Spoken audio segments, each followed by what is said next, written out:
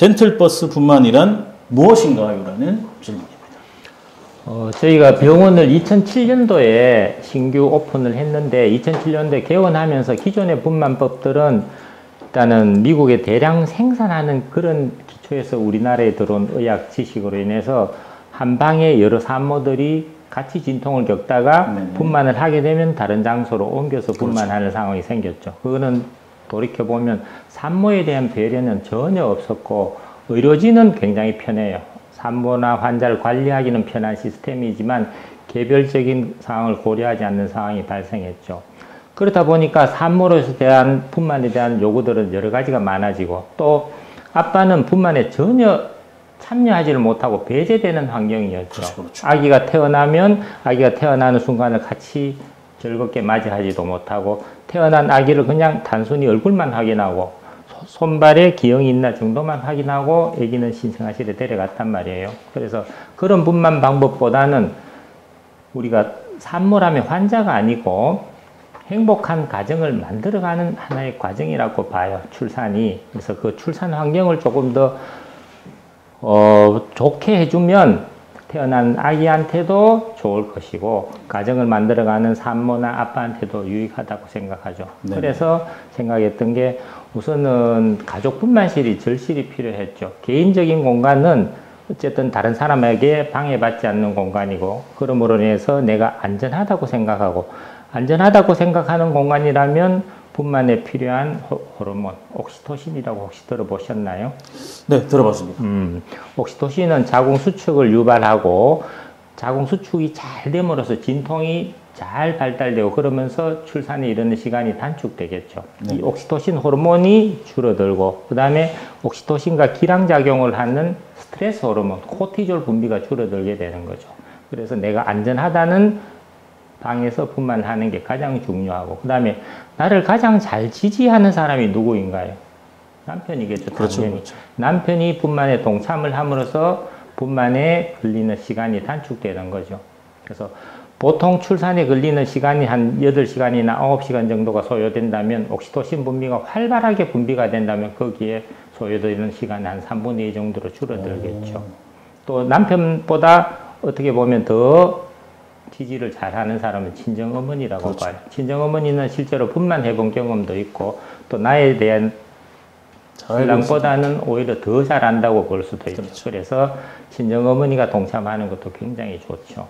그래서 이런 상태에서 분만을 좀 더 자연분만을 원활하게 하고 그러면서 제왕절개 분만을 줄일 수 있는 환경을 만들어주고 그러면 아기가 태어나면 자궁안의 환경과 비교해보면 자궁안은 우선은 빛이 통과하지 않는 깜깜한 공간이란 말이에요. 근데 아기가 태어나면 어떤가요? 대부분 수술실이나 분만실은 너무 밝아요. 우리가 자다가 잠에서 깨어날 때 눈을 번쩍 떴을 때 누군가 내 눈에 후라시를 비춘다면 너무나 당황스럽겠죠. 그렇죠. 그런 환경에 아기가 노출된다는 거죠. 그 다음에 자궁안에서는 소리는 그대로 들려요. 아기 발달을 보면 한 6주쯤부터 심장이 박동하기 시작하고 이때부터 뇌세포가 발달하는 거죠.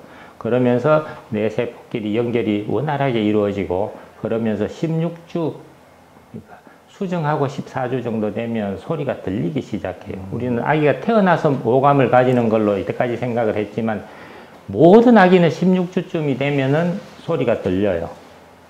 그 다음에 뇌세포가 더 많이 발달하면 24주, 6개월에서 7개월 넘어가는 시점이 되면 적어도 엄마의 목소리나 아빠의 목소리를 기억한다는 거죠. 우리가 지금 자궁 안에 소형 마이크를 넣어서 녹음을 해보면 지금 이렇게 얘기하는 소리들이 그대로 들려요. 왜곡 없이 그대로 들린단 말이에요.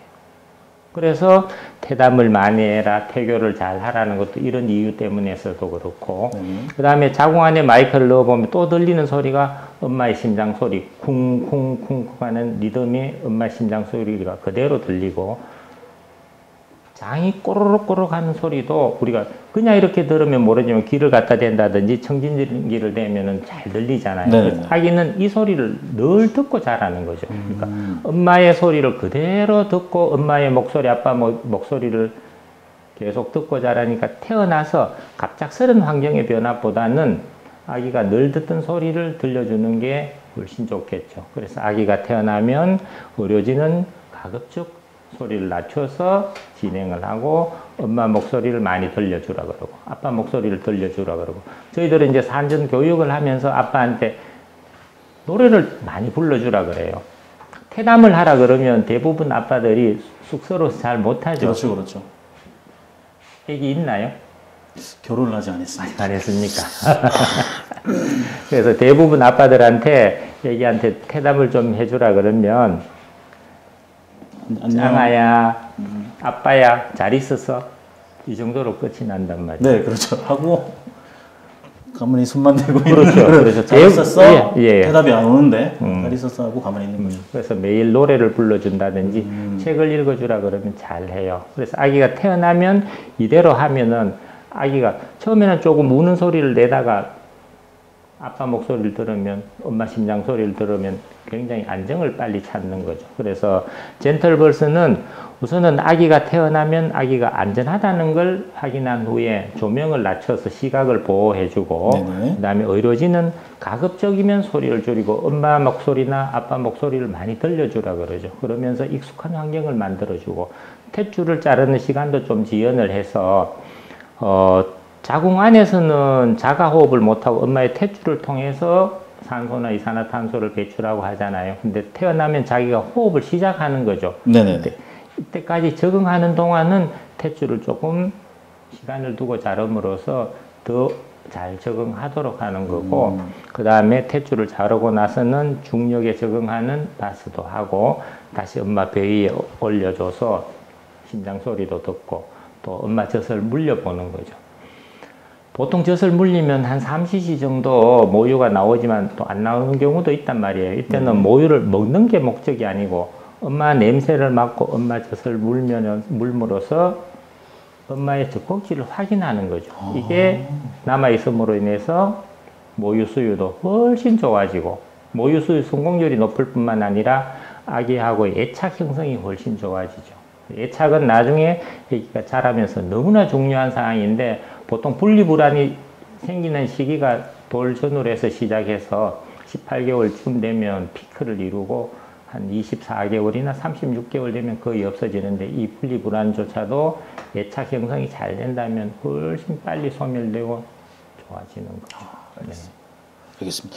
일단은 젠틀버스뿐만 아니라 무엇인가란 질문에 대한 답변이 주셨고 하나는 그 아기에 대한 측면이고 두 번째는 산모에 대한 측면으로 보면 진통 시간이 줄어들고 자연분만 성공률이 훨씬 높고 저희 병원에서 보면 초산에서 제왕절개로 가는 경우들이 한 29% 정도가 돼요. 근데 저희랑 비슷하게 분만하는 대구 시내의 병원들을 보면 많게는 45%, 적게는 39% 정도의 초산에서 제왕절개로 간다는 거죠. 그거는 보면은 젠틀버스 분만 환경이 호르몬 분비를 더 좋게 해서 자연분만의 성공률을 훨씬 높여준다는 거죠. 그 다음에 또 하나는 분만에 아빠가 적극적으로 참여함으로써 아빠가 실제로 바스를 하면서 아기랑 눈이 이렇게 마주치거든요. 마주치면은 아마 생각들이 파노라마처럼 이렇게 지나간다고 말을 하죠. 순간적으로 이렇게 지나가는 것들이 너랑 많이 놀아줄게. 돈도 많이 벌어올게. 이런 생각들이 막 날 거예요. 그러면서 육아에 훨씬 도움을 많이 주는 거죠. 나중에 이 강의 후반에 얘기를 하겠지만 아빠의 역할이 육아에 지대한 영향을 미친다는 것은 지금 옥스퍼드에서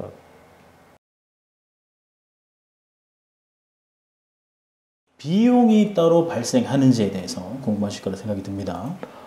젠틀버스 과정은 산전 교육부터 시작해서 출산, 그 다음에 모유 수유에 관한 이런 것까지 다 포함이 된단 말이에요. 근데 실제로 이제 대부분의 엄마들이 궁금해하는 거는 실제로 분만 장소에 가서 드는 비용이 추가되지 않을까 궁금해하는 면이 많은데 저희 병원은 병실 자체가 분만하는 병실은 전부 가족 분만실로만 이루어져 있는 거죠.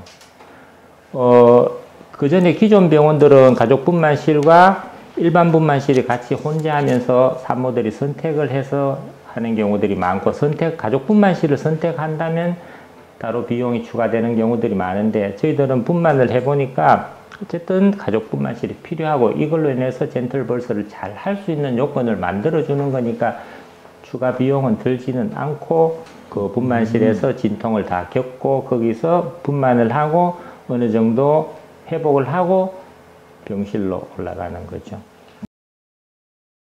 젠틀벌스 분만을 하지 못하는 경우도 있습니다. 못하는 경우가 분명히 생기죠. 우선은 진통 중에 갑자기 응급상황이 생기는 경우, 다른 말로 하면 태아곤란증이라고 얘기를 하죠. 태아곤란증은 우리가 태변을 많이 누는 경우 하나 해당되고, 태변을 누더라도 자궁문이 한 90% 정도 열려 있다면 적어도 한 30분이나 1시간 내에 분만으로 이루어질 수 있는 경우가 해당이 된단 말이에요. 이런 경우는 자연분만이 가능해요. 근데 자궁문이 뭐 20%다 50%다 아직 분만까지 4시간 5시간 이런 상황에서 태변을 넣는다면 그때는 제왕절개를 선택할 가능성이 높아지고, 또 태아 모니터링을 하면서 심음장치를 계속 관찰하면서 진통이 오고 태아 심박수가 떨어진다든지 이런 현상이 생기면 태아곤란증이라고 진단을 해요. 그러면 제왕절개를 하는 게 아기한테 훨씬 안전한 거죠. 그런 경우는 이 젠틀벌스를 풀로 다 하지는 못하고